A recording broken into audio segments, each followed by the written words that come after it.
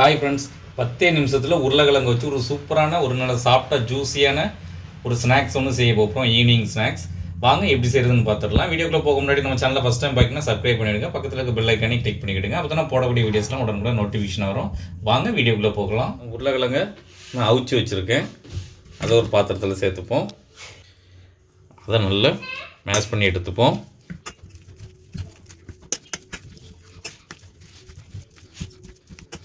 இந்த அளவுக்கு நல்லா மேஷ் பண்ணிட்டோம். இப்போ இது கூட ஒரு 1/4 ஸ்பூன் மஞ்சள் தூள் சேர்த்துப்போம். 1 spoon chilli flakes, 1 cup cornflour மாவு, தேவையான அளவு உப்பு, கொஞ்சம் கொத்தமல்லி எல்லாம் சேர்த்துக்கலாம். நல்லா மிக்ஸ் பண்ணிப்போம். தண்ணி எதுவும் சேர்க்காமல் இந்த உருளைக்கிழங்குல உள்ள ஈரப்பதத்தை வச்சு நல்லா மிக்ஸ் பண்ணிப்போம். ரொம்ப ஈஸியான ரெசிபி, ரொம்ப மசாலா பொருட்கள் எதுவும் தேவைப்படாது. 10 நிமிஷத்தில் செஞ்சு முடிச்சிடலாம். உருளைக்கிழங்கோட எல்லா கார்ன்ஃப்ளவரும் நல்லா சேர்கிற அளவுக்கு நல்லா மிக்ஸ் பண்ணி விட்டுப்போம். இந்த அளவுக்கு நல்லா பிசைஞ்சாச்சு. இப்போ நம்ம சின்ன சின்ன உருண்டையாக உருட்டி எடுத்துக்கலாம். ஒட்டாமல் இருக்குது கையில் கொஞ்சம் எண்ணெய் தேய்ச்சிப்போம். இந்த மாதிரி சின்ன சின்ன இதாக எடுத்து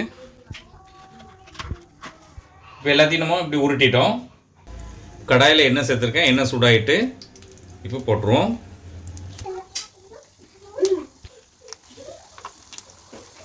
ஸ்டவ்வை மீடியம் ஃப்ளேமில் வச்சே போடுங்க. ரொம்ப லோ ஃப்ளேமில் வச்சு போட்டிங்கன்னா அவ்வளோ பிரிஞ்சு வந்துடும்.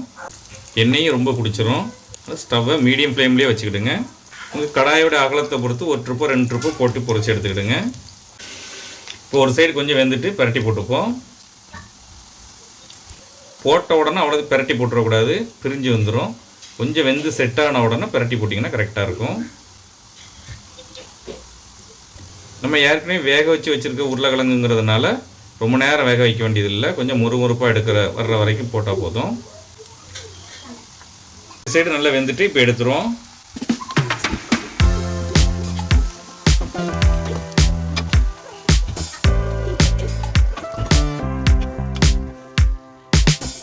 மீதி இருக்கிறதையும் இதையுமே போட்டு பொரிச்சு எடுத்துக்கலாம்.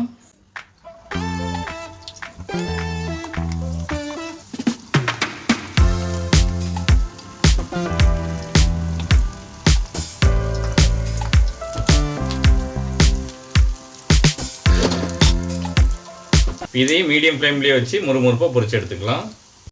ஒரு சைடு வெந்துட்டு நம்ம திருப்பி போட்டுக்கலாம்.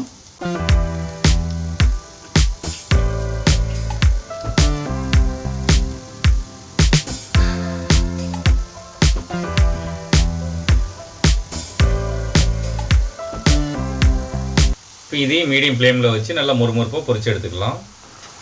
இப்போ 2 சைடு நல்லா பொரிஞ்சிட்டு இப்போ எடுத்துருவோம்.